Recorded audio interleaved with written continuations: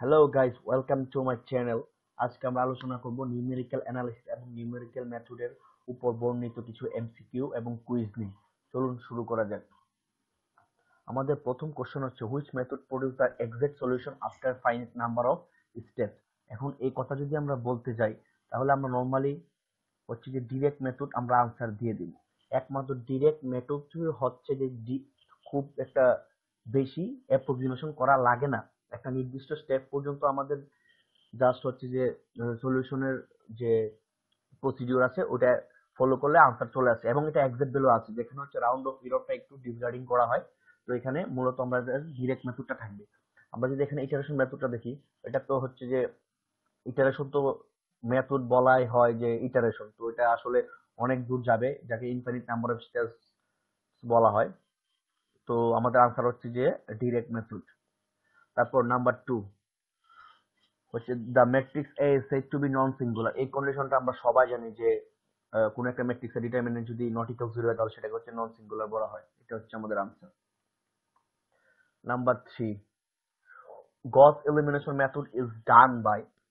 আমাদের যে ম্যাথগুলো সলভ করা লাগে, তো এখানে কখনো দেখা যায় যে আমাদের ফরওয়ার্ড সাবস্টিটিউশন লাগছে, ব্যাকওয়ার্ড সাবস্টিটিউশন লাগছে, বা কখনো দুইটাই কাজে লাগছে।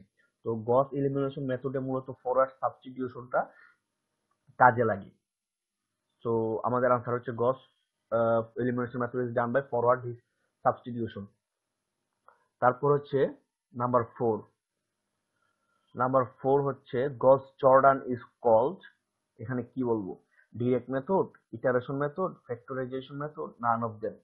তো গস জর্ডান, গস ইলুমিনেশন এবং হচ্ছে এলইডি কম্পোজিশন, এই তিনটাকে হচ্ছে ডিরেক্ট মেথড বলা হয়। তো আমাদের আনসার হবে ডিরেক্ট মেথড।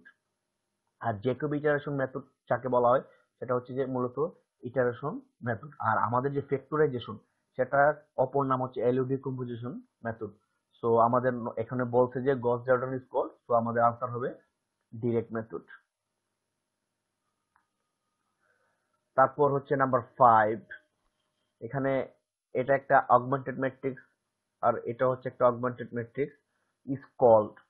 তো এইরকম প্রসেসে যদি আমাদের ক্যালকুলেশনটা করা লাগে তাহলে সেটাকে বলা হয় গস এলিমিনেশন মেথড। অনুরূপভাবে কোশ্চেন 6 যদি আমরা দেখি তাহলে এই যে এর একটা অগমেন্টেড ম্যাট্রিক্স, এখানে এইটা হচ্ছে মূলত এ ইনভার্স 1 ইজ কল্ড। সেটাকে আমরা কি বলবো, সেটাকে আমরা বলবো গস জর্ডান এলিমিনেশন মেথড। আমাদের মূলত ম্যাথের যে প্রসিডিউরটা ফলো করে আগাতে হয়, এটা এক প্রকার সূত্রের মতো কাজ করে এবং এটাও এক প্রকার সূত্রের মতো কাজ করে। তো আমাদের দুইটা স্টেপ বা হচ্ছে দুইটা এই ফর্মুলা আমাদের মনে রাখতে হবে। কোশ্চেন 7 হচ্ছে Gauss Jordan method is done by কোনটা, আপার ট্রায়াঙ্গুলার, লোয়ার ট্রায়াঙ্গুলার, নাকি এবি, নাকি নান অফ দেম। আমরা হচ্ছে গস এলিমিনেটেড মেথডের ক্ষেত্রে দেখেছি যে হচ্ছে আপার ট্রায়াঙ্গুলার নিয়ে কাজ করে। তো গস জর্ডান মেথডে মূলত হচ্ছে আপার এবং লোয়ার দুইটা নিয়ে কাজ করে। তো আমরা বলতে পারি যে আমাদের আনসার হচ্ছে বোথ এ এন্ড বি। তারপর হচ্ছে question 8, Jacobi iteration is called direct iteration, factorisation, none of them. যে কেউ নরমালি যেহেতু ইটারেশন লেখা আছে এখানে ইটারেশন লিখে দিবে। জ্যাকব ইটারেশনের ক্ষেত্রে একটা জিনিস খেয়াল রাখতে হবে, জ্যাকব ইটারেশন হচ্ছে প্রত্যেকবার ইটারেশনের সময় তার হচ্ছে প্রিভিয়াস ভ্যালুকে ফলো করে বারবার প্রিভিয়াস ভ্যালু নিয়ে হচ্ছে যে পরবর্তী আনসারটা বের করে। তো হচ্ছে কোশ্চেন 8 এর আনসার হচ্ছে যে বি। তারপর হচ্ছে number 9, how many types are possible for pivoting. Answer হচ্ছে 2, এই যে আমাদের বি। কারণ এখানে থাকে হচ্ছে একটা হচ্ছে যে কমপ্লিট পিভটিং, কমপ্লিট পিভটিং,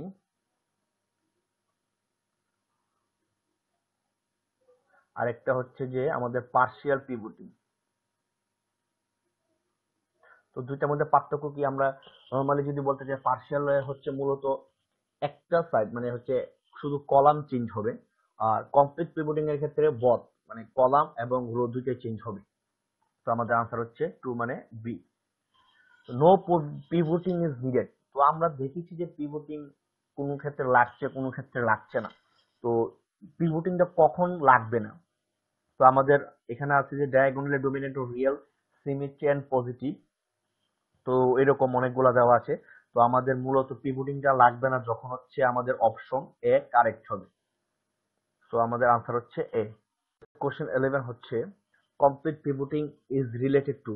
তো আমরা হচ্ছে আগের একটা প্রবলেমে বা হচ্ছে একটা কোশ্চেনে বলেছি যে কমপ্লিট পিভটিং এ হচ্ছে বোথ রো এবং কলাম ইন্টারচেঞ্জ করে।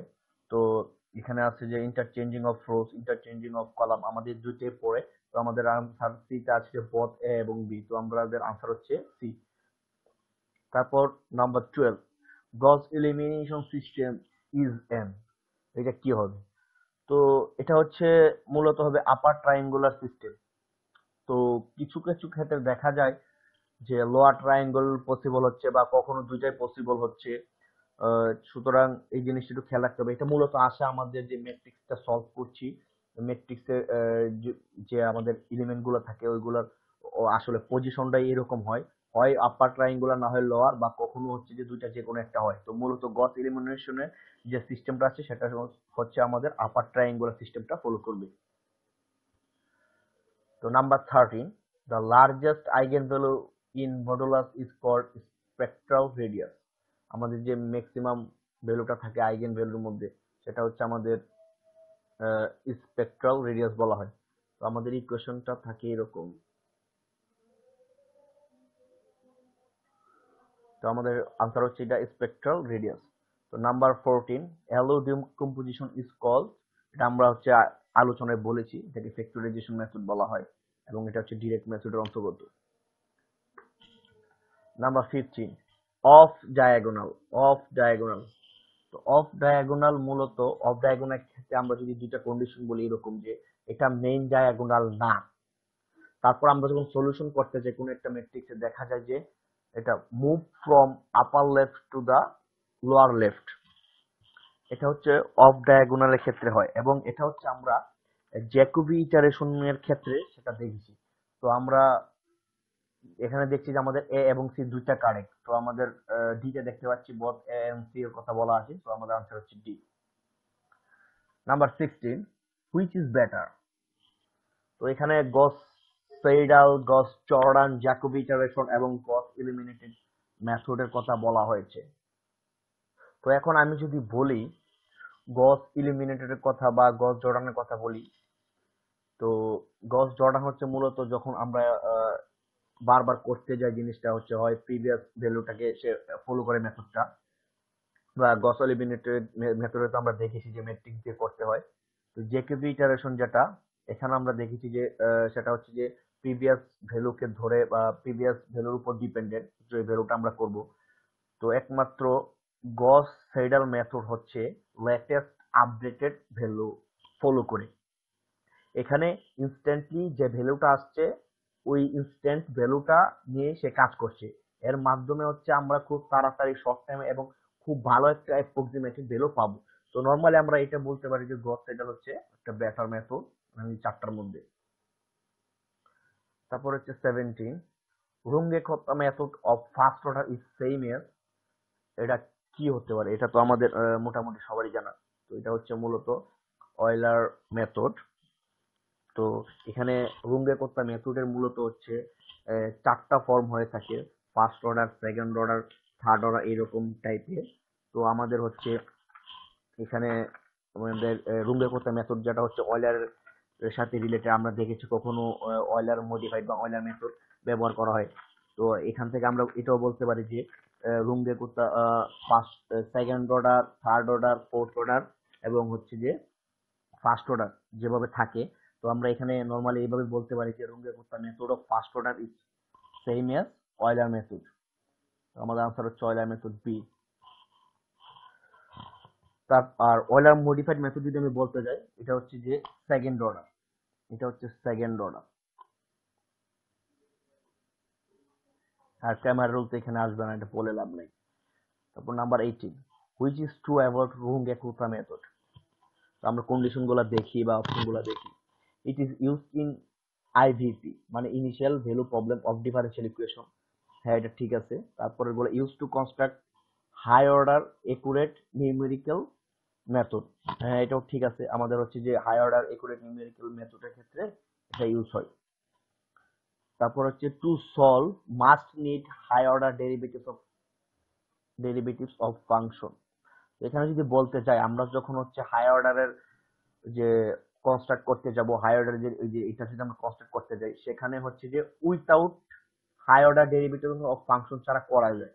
সো আমাদের আনসার এ এবং বি এই দুইটা ঠিক আছে। সো আমরা যেহেতু ডি তে বলা আছে both এ এবং বি, তো আমাদের আনসার হচ্ছে এটা, আমাদের আনসার হচ্ছে D. Number 19, why Runge-Kutta method gives higher accuracy value than Euler's method?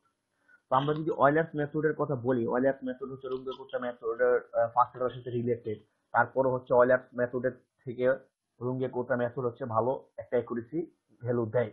তো এর কারণ হচ্ছে মূলত রুঙ্গে-কুত্তা মেথড হচ্ছে 4টা সলভ নিয়ে কাজ করে সর্বোচ্চ। আর এখানে অবশ্যই মানে যত বেশি নিয়ে কাজ করবে আমাদের তত ভালো ভ্যালু দিবে। তো এখানে রুঙ্গে-কুত্তা মেথড যেহেতু 4টা ভ্যালু নিয়ে কাজ করে, তো আমাদের হচ্ছে যে এটা অবশ্যই অয়লারের তুলনায় খুব ভালো একটা ভ্যালু দিবে। আর যেখানে হচ্ছে অয়লার মেথডটা হচ্ছে একটা মানে হচ্ছে যে যাকে বলে আমাদের কে, এটা নিয়ে কাজ করে, মানে একটা স্লোপ। তো তুলনামূলকভাবে হচ্ছে আমাদের রুঙ্গে-কুত্তা মেথডটা হাই অ্যাকুরেসি ভ্যালু দিবে। তারপর নাম্বার 20 যদি আমরা বলি, how many types are possible for Runge Kutta method. আমরা তো প্রথমে বলেছি যে first order, second order, third order, fourth order 4টা সম্ভব। তো আমাদের হচ্ছে আনসার হচ্ছে ফোর্থ, মানে আমাদের আনসার হচ্ছে fourth. So thank you guys, আজ এটুকুই, ধন্যবাদ সবাইকে।